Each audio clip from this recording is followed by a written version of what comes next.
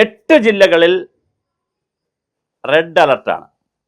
തിരുവനന്തപുരം, കൊല്ലം, ആലപ്പുഴ, മലപ്പുറം ജില്ലകൾ ഒഴിച്ച് ബാക്കി ജില്ലകളിലൊക്കെ 8 അപ്പോൾ 10 ജില്ലകൾ വരുന്നു.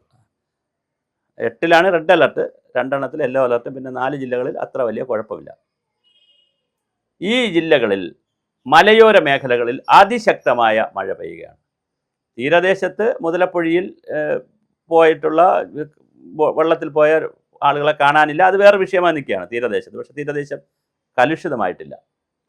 മഴ കൊണ്ട് മുറിവേൽക്കുന്ന ഒരു നാടായി കേരളം മാറുകയാണ്. മറുവശത്ത് വരൾച്ച കൊണ്ടും മുറിവേൽക്കുകയാണ്. 2 മാസം കഠിനമായ വരൾച്ചയാണ് നമ്മൾ അനുഭവിച്ചത്. മൺസൂണിൻ്റെ സമയത്ത് കറണ്ട് കട്ട് വന്നു, വലിയ പ്രതിസന്ധിയിലാണ്. ഡാമുകളിൽ വെള്ളമില്ല, വലിയ പ്രതിസന്ധിയിലൂടെയാണ് നമ്മൾ മുമ്പോട്ട് പോയത്.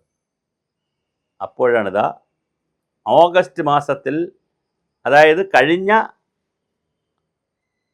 ജൂൺ 1 മുതൽ സെപ്റ്റംബർ 30 വരെ കിട്ടേണ്ടിയിരുന്ന മഴ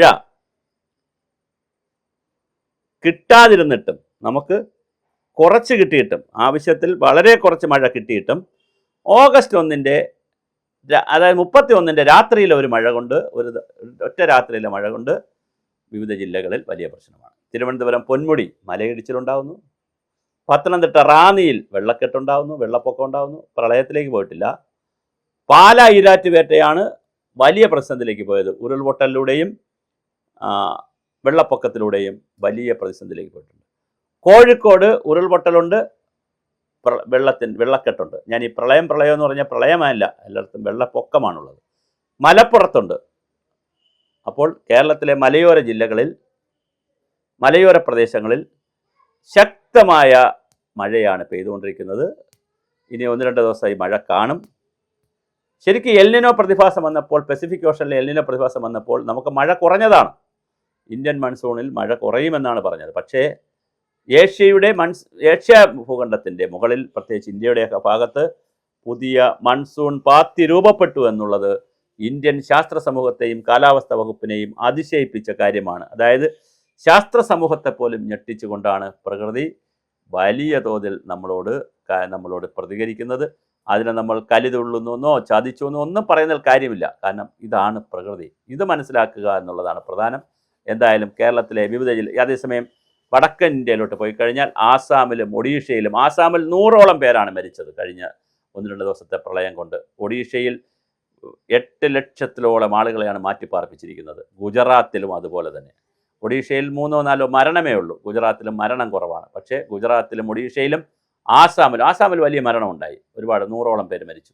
വളരെ വലിയ പ്രളയമാണ് സംഭവിച്ചിട്ട് അവിടെ പ്രതിസന്ധിയിലേക്ക് പോയിക്കൊണ്ടിരിക്കുന്നത്. കേരളത്തിലും മലയോര മേഖലകളിൽ ഉരുൾപൊട്ടലും, താഴ്ന്ന ഭാഗങ്ങളിൽ കുറച്ച് താഴേക്ക് വരുമ്പോൾ ഇടനാടിലേക്ക് എത്തുന്ന സ്ഥലങ്ങളിലുള്ള നദികളിലും തോടുകളിലും വെള്ളക്കെട്ടും വെള്ളപ്പൊക്കവുമാവുന്ന പുതിയ കാഴ്ചയാണ് കേരളം കണ്ടുകൊണ്ടിരിക്കുന്നത്. കേരളത്തിലെ വളരെ കൃത്യമായി നമ്മൾ പറയുന്നൊരു കാര്യമാണ്, കഴിഞ്ഞ 10 വർഷമായി കേരളത്തിൻ്റെ കാലാവസ്ഥയിൽ വലിയ മാറ്റമുണ്ടായി. 2016 വരൾച്ച, ചരിത്രത്തിലില്ലാത്ത 142 വർഷങ്ങൾക്ക് പിറകിലോട്ടെടുത്താൽ അതുവരെ ഇല്ലാത്ത വരൾച്ച, 17 ഓഖി, 18 വെള്ളപ്പൊക്കം, പ്രളയം, 19, 20, 21 മുതൽ ഇങ്ങോട്ട് വന്നാൽ കവളപ്പാറയിലും പുത്തുമലയിലും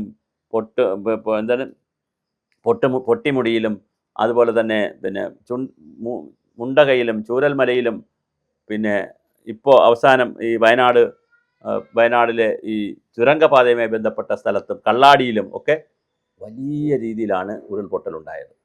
ഒരു വശത്ത് ഉരുൾപൊട്ടൽ, പ്രളയം, മറുവശത്ത് തീരദേശത്തെ പ്രശ്നം.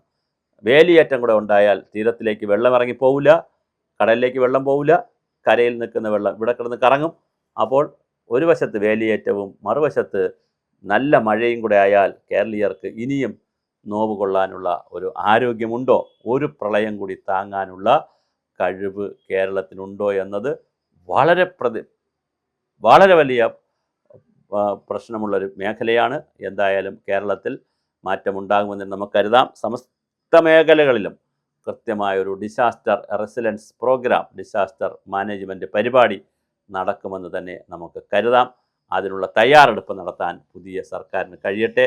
നമുക്ക് ഒരുപാട് വകുപ്പുകളുണ്ട്, സംവിധാനങ്ങളുണ്ട്. പക്ഷേ ഇതൊക്കെ എത്ര കണ്ട് ജനങ്ങളിലേക്ക് റീച്ച് ചെയ്യുന്നു എന്നുള്ളതാണ് പ്രധാനം. മുകളിൽ കിടന്ന് കറങ്ങുന്നതല്ലാതെ ഈ ഫാൻ താഴേക്ക് വരുന്നില്ല, കാറ്റ് താഴേക്ക് കിട്ടില്ല. ഫാൻ കറങ്ങുന്നുണ്ട്, സംവിധാനം ഓടുന്നുണ്ട്, പക്ഷേ കാറ്റ് താഴെ കിട്ടുന്നില്ല. അതെന്തുകൊണ്ടാണ് എന്ന് മനസ്സിലാക്കാനുള്ള പ്രവർത്തനങ്ങൾ. ഫാനിനാണ് കുഴപ്പമില്ല അങ്ങനെ, റൂമിനാണ് കുഴപ്പമെങ്കിൽ അങ്ങനെ, അല്ലെങ്കിൽ ആളുകൾക്കാണ്, ആർക്കാണ് കുഴപ്പമൊന്നുമില്ല, എന്തായാലും ഫാനിൻ്റെ കാറ്റ് താഴെ കിട്ടുന്നില്ല എന്നുള്ളൊരു ഉദാഹരണം പറയുമ്പോൾ മനസ്സിലാകും ജനങ്ങൾക്കിതൊന്നും അനുഭവവേദ്യമാകുന്നില്ല. അതുകൊണ്ട് ജനങ്ങൾക്ക് അനുഭവവേദ്യമാകുന്ന, ജനങ്ങളെ സജ്ജമാക്കുന്ന നൂറുകണക്കിന് പ്രവർത്തനങ്ങൾ നടക്കുമെന്ന് തന്നെ നമുക്ക് പ്രതീക്ഷിക്കാം.